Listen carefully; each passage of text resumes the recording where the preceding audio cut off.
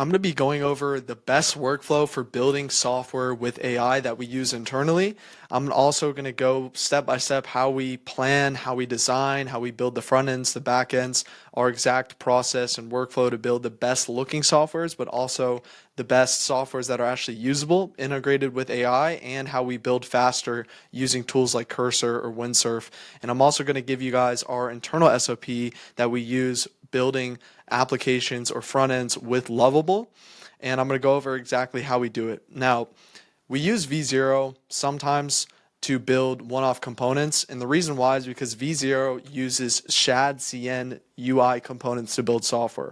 And what that means is that they use these components that you see here. So like whether it's the payment or your login screens, it's the overall UI to build software. So you can see here it looks very similar to ShadCN, and we can just plug in something really, really quick without having to go into Figma and design and spend time just building something that's not actually usable. And then we take that code and we plug it into IDEs like Cursor or Windsurf to add it to the software that we're using. Now, the reason why we use Lovable the most is because it builds by far the best UI out of anything. So we use Lovable to build the front ends, and there's different best practices that you can use to get better outputs. And same thing with Replit. Replit's very good because it gets integrated with a ton of other things. And you can use their agents that they just added, their different flows that they have in there to build better software. Now, going over the workflow, it starts with, of course, your idea that you have for the software and what you want to build, and then it goes into the plan. Now, this is very important when you're using these different IDEs, especially Cursor, especially Lovable, because you want to start with the PRD document. And what this means is your product requirements document. And this should be very, very detailed. And I put here some notes on the best practices when building this. You want to have first the core functionalities of your software, where you're going to be building, and it needs to be very in-depth. And it needs to be highly detailed and context on what the AI would not know. So for example, if you're using ChatGPT 4.0 and something new came out and it's not in the AI's context window of when it came out, then you need to update it with that and give AI the context and information because it's not updated with that. Now, moving into the best practices, you need to be specific as possible. And what I mean by that is even giving the database they're using, the variable names, the file structure, and how things are being stored within your database. And the reason why this is so important is because the agent will use this information to go build out your application for you and help you code 10 times faster or 100 times faster, because it knows exactly how it should be structured from the prompting that you're giving it. And this PRD document is very important because then you can take this and create rules inside of Cursor with more context to use later. And what I mean by that is kind of using Cursor rules in the documents that you're going to be putting inside of Cursor as a knowledge base. And your knowledge base is, of course, going to include the PRD. If you're building an app, it's going to be including the flow or the onboarding.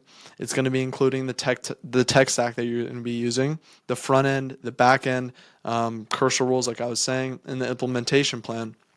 And it's very important to give these rules and these documents to Cursor because it takes it when you're coding. And you can also quote these documents later on when you are coding.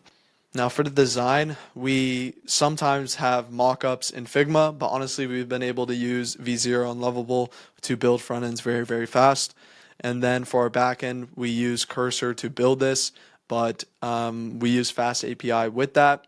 And then our database is Supabase, and our project management, we use Linear. And then from Linear, we can implement this within Cursor to automatically make tickets or automatically make step-by-step tasks for our team to go implement, because we can use MCPs to connect to Cursor or whatever area you're building your PRD in, and it will take this and then plug in and create tasks in step-by-step form for your developers to go complete.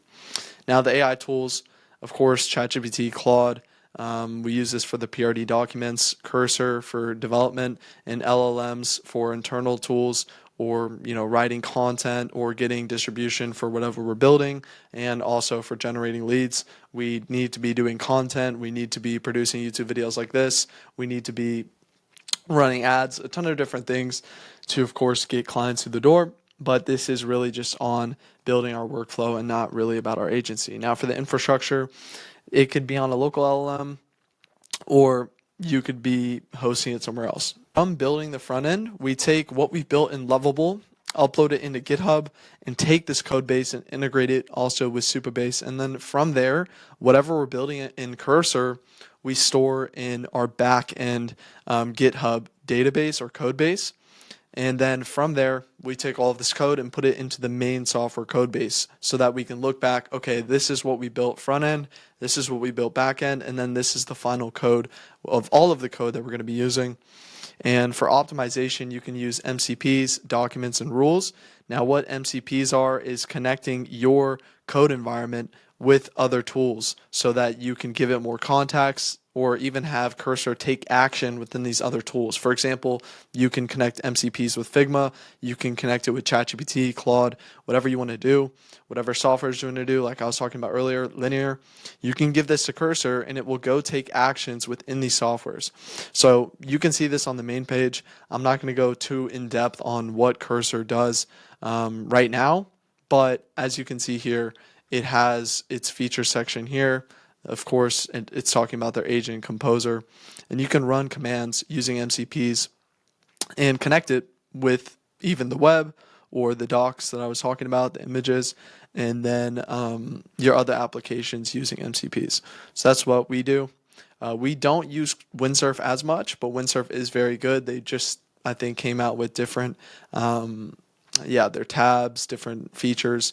But they're moving fast with their updates as well.